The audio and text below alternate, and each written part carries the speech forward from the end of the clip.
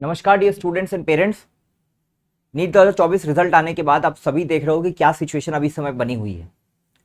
इस वीडियो में हम बात करेंगे कि रिजल्ट जैसा भी रहा, अभी एज अ नीट एस्पायरेंट आपके सामने क्या क्या ऑप्शंस हैं और फ्यूचर में अब आप क्या कर सकते हो। कई तरह के लोग आपको कई तरह का रास्ता दिखाएंगे। अगर आपको अच्छा लगता है तो आप मेरी वीडियो देखो, नहीं अच्छा लगता है तो मत देखो, यहीं से चले जाओ। क्योंकि मैं अपनी तरफ से एज अ मेडिको, क्योंकि मैं खुद फाइनल ईयर एमबीबीएस कर रहा हूं उत्तर प्रदेश से, तो मैं अपने व्यूज रख रहा हूं कि अभी आने वाले टाइम में आपको क्या करना चाहिए। अगर आपको मेरे से कनेक्ट फील होता है तो आप इस वीडियो को देखिएगा, अगर नहीं तो कोई बात नहीं। मैं आपसे बस इतनी बात करना चाहूंगा कि नीट 2024 का रिजल्ट जो भी रहा हो, कितना ही बड़ा स्कैम हुआ हो, कितना भी रिजल्ट में डिस्क्रिपेंसी हो, एनटीए ने क्या किया क्या नहीं किया, अफेक्ट उससे आप हुए हो, जिनका जो होना था वो हुआ। एनटीए कैसा एक्सप्लेनेशन दे रहा है, क्या कर रहा है, अभी के लिए आप यही कर सकते हो कि आप अपने सामने आपके जितने ऑप्शन है आप उसको एक्सप्लोर करिए। नीट 650 नंबर के ऊपर भी स्टूडेंट सेफ नहीं है डिफरेंट स्टेट्स में। कुछ स्टेट्स में हो सकता है 30,000 32,000 रैंक तक 40,000 रैंक तक भी कॉलेजेस मिलते हैं, लेकिन उन स्टेट्स का क्या, जैसे राजस्थान, यूपी, दिल्ली, जहां पे 22,000 23,000 रैंक तक 20,000 रैंक तक ही कॉलेज मिलते हैं। मतलब कि 656 657 658 नंबर पाने वाले बच्चे भी अपने आप को सेफ फील नहीं कर रहे हैं कि उनको कॉलेज मिलेगा या नहीं मिलेगा। ऐसे में जो स्टूडेंट 630 नंबर पा रहे हैं, 640 नंबर पा रहे हैं, वो इस समय पर क्या कर सकते हैं, मैं उसके बारे में आपसे बात करने आया हूं। कि मेजरली जो 600 से लेकर 650 तक के स्टूडेंट्स हैं, जिनको कहीं कॉलेज नहीं मिलेगा इस साल, गवर्नमेंट एमबीबीएस नहीं मिलेगा, हो सकता है बीडीएस भी ना मिले अपने स्टेट का, तो वो ऐसे में क्या कर सकते हैं। एक रास्ता है कि आप ट्वीट करो, री नीट के लिए आप चिल्लाओ, कुछ भी करो, गवर्नमेंट के पास आप अपनी आवाज पहुंचाने की कोशिश करो। लेकिन क्या वो चीज कभी आज तक नीट के एग्जाम में, वो चीज कभी एनटीए ने कभी एक्सेप्ट किया है? जब से एनटीए एग्जाम करवा रहा है तब से हर साल पेपर लीक होने की न्यूज आई है, हर साल बोनस मार्क्स में वही दिक्कतें आती हैं, हर साल रिजल्ट में कट ऑफ का वेरिएशन दिखता ही, ये दिखता है, इन्फ्लेशन होता ही होता है। पहले कहीं ना कहीं ये चीजें कम लेवल पर हो रही थी, इस साल हो सकता है बहुत ज्यादा लेवल पर हो रही हूँ। इसका जो एग्जैक्ट रीजन है वो हमको नहीं पता, लेकिन इतनी हाई मेरिट, हो सकता है रीनीट करवा भी दिया जाए। अगर बहुत ज्यादा स्टूडेंट्स गवर्नमेंट को प्रेशराइज करें इस चीज के लिए तो हो सकता है रीनीट करवा भी दिया जाए। ऐसे में अभी के लिए अगर मान लो रीनीट नहीं होता, अगर हम वर्स्ट केस सिनारियो लेकर चलें, या अगर रीनीट होता भी है, तो ऐसे में जो आपने एक महीने से बिल्कुल पढ़ाई नहीं की है, बहुत सारे स्टूडेंट्स हैं जिन्होंने बिल्कुल पढ़ाई नहीं की होगी, और ऑब्वियसली जिनके अच्छे मार्क्स आ रहे थे, जिनके 620 नंबर, 630 नंबर, 640 नंबर आ रहे थे, उन्होंने नहीं पढ़ाई की। सिंपल सी बात है। तो ऐसे में फिर से उस जोन में जाना, फिर से पढ़ाई करना, और जब भी 2016 की बात कर लें, 2017 की बात कर लें, जब भी नीट का एग्जाम दोबारा कंडक्ट करवाया जाता है, पेपर हमेशा टफ ही आता है।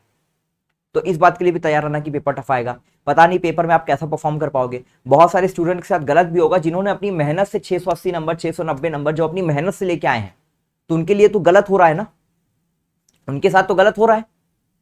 लेकिन उनकी रैंक भी इतनी ज्यादा है कि उनको भी ऐसा लग रहा है कि यार इतने रैंक पे, मतलब इतने मार्क्स ला के भी ऐसी रैंक आ रही है कि मुझे मेरा डिजायर्ड मेडिकल कॉलेज नहीं मिलेगा।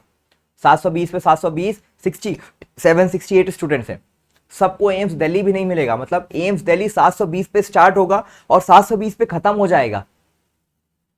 तो ये बिल्कुल भी जस्टिफाइड नहीं है, आप सब जानते हो, उसके बारे में मैं क्या ही बोलूं। आपके पास क्या क्या ऑप्शन है उसके बारे में बात कर लेते हैं, वही आपको आगे सोचने में हेल्प करेगा। 4-5 ऑप्शंस मैं आपके सामने रख रहा हूं। पहला है रीनीट के लिए आप जाइए, ठीक है, गवर्नमेंट में प्रेशर बनाइए, अपना टाइम वेस्ट करिए। अब गवर्नमेंट सुनेगी नहीं सुनेगी अलग सिचुएशन है। अभी इसके अलावा दूसरे ऑप्शंस क्या हो सकते हैं? आपके मार्क्स अगर 640 हैं, 645 हैं, ऐसे में आप टॉप के BMS colleges, Banaras Hindu university का हो सकता है, एनआईए जयपुर हो सकता है, या बीडीएस कॉलेजेस टॉप के, बनारस हिंदू यूनिवर्सिटी की बात कर ले, पीजीआईएमएस रोहतक की बात कर लें, या फिर मौलाना आजाद की बात कर लें। अगर आपको टॉप के बीएमएस या बीडीएस कॉलेजेस मिल रहे हैं तो आप उनमें डेफिनेटली एडमिशन ले लीजिए। नेक्स्ट ईयर ड्रॉप का मत सोचिए। अगर आपको बहुत साल हो गया ड्रॉप को और आपके 630 640 नंबर आ रहे हैं, तो किसी भी बीएमएस कॉलेजेस में, बीडीएस कॉलेजेस में अगर आपको एडमिशन मिल रहा है तो डेफिनेटली ले लीजिए। अब लाइफ में आगे बढ़ने का समय आ चुका है। जिसके भी 2 साल या 3 साल से ज़्यादा के ड्रॉप हैं, मैं उनको बिल्कुल भी सजेस्ट नहीं करूंगा कि अब आपको फ्यूचर में आगे ड्रॉप लेना चाहिए। ये एक स्ट्रॉन्ग रिकमेंडेशन है मेरी तरफ से। दूसरी बात कर लें कि अगर किसी का फ्रेशर स्टूडेंट है, कोई फ्रेशर स्टूडेंट है, उसके 630 नंबर आ रहे हैं, 640 नंबर आ रहे हैं, तो अगर आपके अंदर हिम्मत है तो आप ड्रॉप लीजिए। ये आपका पर्सनल डिसीजन होगा। एक वाइज डिसीजन यहाँ पे मैं नहीं बता सकता आपके लिए क्या हो सकता है, क्योंकि आप अभी 12th खत्म करके आए हो, आपने 12th के साथ पहला अपियरिंग दिया, आपके 630 नंबर है, आपके अंदर पोटेंशियल है कि आप इजीली कट ऑफ कितनी भी हाई जाए अगले साल, हो सकता है आप 700 नंबर पे ही आ जाओ। ठीक है, तो अगर यहाँ पे 630 नंबर 640 नंबर आपके फर्स्ट अटेम्प्ट में आए तो ये आपका बिल्कुल भी पर्सनल चॉइस है कि आप क्या करना चाहते हो, ड्रॉप लेना चाहते हो या कहीं ना कहीं एडमिशन लेना चाहते हो। बट जिसके भी 1 साल 2 साल 3 साल 4 साल 6 साल 8 साल के ड्रॉप हैं, ऐसे भी स्टूडेंट्स हैं जिनके 6 साल के ड्रॉप हैं, मेरे कॉन्टैक्ट में हैं, 7 साल के ड्रॉप के स्टूडेंट्स हैं, 4 साल के ड्रॉप के स्टूडेंट्स हैं। ऐसे में डेफिनेटली 3 साल हो 4 साल हो कितने भी साल हो, आपको जो भी कॉलेज मिल रहा है आप उसको ले लीजिए। अगर आपने सीयूईटी का एग्जाम दिया था, सीयूईटी के एग्जाम के थ्रू आप अपने बीएससी बायोलॉजी ले लीजिए, आपने बायोलॉजी के थ्रू बीएससी बायोलॉजी कर सकते हो, बीएससी केमिस्ट्री कर सकते हो, बीएससी जियोलॉजी कर सकते हो। ऑप्शंस इसके अलावा बहुत है, नीट के एग्जाम के अलावा। नीट के ही एग्जाम में अलग अलग कोर्सेज हैं, एमबीबीएस नहीं मिलता है तो बीडीएस में ले लीजिए, बीएमएस में ले लीजिए, बीएचएमएस में ले लीजिए, बीएससी नर्सिंग में एडमिशन ले लीजिए, बी फार्मा में एडमिशन ले सकते हैं। तो बहुत सारे अदर कोर्सेज भी आपके लिए अवेलेबल हैं, उन सब कोर्सेज की काउंसलिंग के लिए आप जरूर जाइए।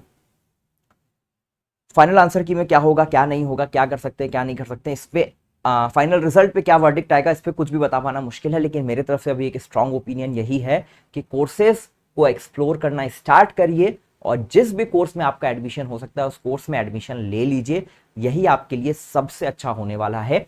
मेरी तरफ से ऑनेस्ट ओपिनियन यही है। अब बात कर लेते हैं कि क्या चीजें हैं जिनको आपको ध्यान देना चाहिए कोर्सेज को सेलेक्ट करने में। ऐसे कोर्सेज को सेलेक्ट करिए जहां पे जॉब्स ज्यादा आती हूं, जहां पे जॉब्स की ज्यादा वैकेंसी हो। तो मैं ऐसे आपको एक सेपरेट वीडियो भी बना के दूंगा कि नीट के अलावा क्या क्या कोर्सेस आपके पास अवेलेबल हैं, कौन कौन से ऑप्शंस हैं आपके पास। अगर एमबीबीएस आपको नहीं मिल रहा है तो क्या क्या ऑप्शंस हैं आपके पास, आप किन किन कोर्सेस में जा सकते हो, क्या उनकी काउंसलिंग प्रोसेस होती है, प्लेसमेंट क्या होता है, कितनी सैलरी एक्सपेक्टेड होती है, फ्यूचर ऑस्पेक्ट क्या होता है, हर एक चीज में आपको सेपरेट वीडियोस ला के देने वाला हूं इसी चैनल पर। तो नीट शास्त्र के साथ इसीलिए जुड़े रहें। बाकी जितनी भी चीजें हो रही हैं यहाँ पे बिल्कुल डेफिनेटली है कि गलत हो रही हैं।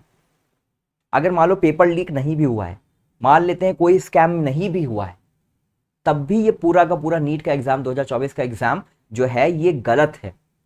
सेम मार्क्स पे इतने ज्यादा बच्चे, इतनी हाई मेरिट, ये किसी भी एग्जाम को जस्टिफाई नहीं करता है, एग्जाम के लेवल को जस्टिफाई नहीं करता है। तो इस बात को समझिएगा। यूपीएससी जैसे एग्जाम्स में जहां 60-70% पे आपकी ऑल इंडिया रैंक 1 आ जाती है, वैसे नीट के एग्जाम में 90% मेरिट बन रही है, 95% मेरिट बन रही है सिलेक्शन के लिए, टॉप करने के लिए नहीं। तो ये कहीं ना कहीं बहुत बुरा है, बहुत डेंजरस आने वाले टाइम में। मैंने पर्सनली अपने जो मेरे जूनियर्स हैं, मेरे घर में हैं, घर के छोटे बच्चे हैं, क्लास 11th में हो चाहे क्लास 12th में हो, सबको मैंने सजेस्ट किया है कि नीट को छोड़ दो, एमबीबीएस को छोड़ दो। बाकी कोर्सेज में बहुत ऑप्शंस होते हैं, बहुत चीज़ें होती हैं करने के लिए लाइफ में। इसके अलावा मैं एमबीबीएस कर रहा हूँ, फाइनल ईयर एमबीबीएस है, अगले साल इंटर्नशिप करूंगा, उसके बाद 2 साल की गवर्नमेंट सर्विस बॉन्ड है मेरी, मैं बॉन्ड सर्व करूंगा। अगर मेरा पीजी निकल जाता है तो मैं पीजी करने चला जाऊंगा। सैलरी अगर मेरा बॉन्ड की बात कर लूँ तो सैलरी मेरी बॉन्ड में 80,000 90,000 पर मंथ रहेगी। बहुत सी जॉब हैं जो बीएससी सिर्फ ग्रेजुएशन करने के बाद स्टूडेंट्स को 70,000 80,000 की जॉब्स गारंटी करती हैं। बीएससी नर्सिंग करने के बाद अगर आप गवर्नमेंट ज्वाइन करते हो 50,000 60,000 की आपकी वहां पे भी सैलरी होती है। तो इसके अलावा भी बहुत सारे कैरियर ऑप्शंस हैं, तो उन कैरियर ऑप्शंस को एक्सप्लोर करिए, यही मेरे तरफ से एक ऑनेस्ट ओपिनियन है। ड्रॉप लेने का इसके बाद अगर आपका 1 भी साल का ड्रॉप है ना, तो आपको ड्रॉप लेने का कोई मतलब नहीं होता है।